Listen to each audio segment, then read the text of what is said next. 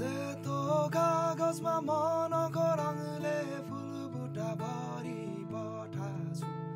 जतन गरी बाछेर मनले जवाफ लेखी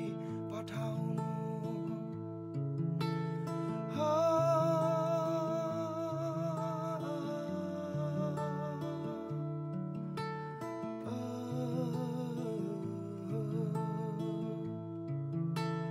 सेतो कागजमा मनको रङले फुल बुट्टा भरि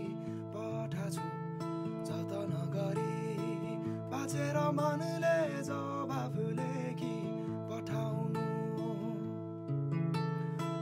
आकाशै जानको त्यो खुर्बे जुन गुम्बाको लोदोली छेकनी भेटघाट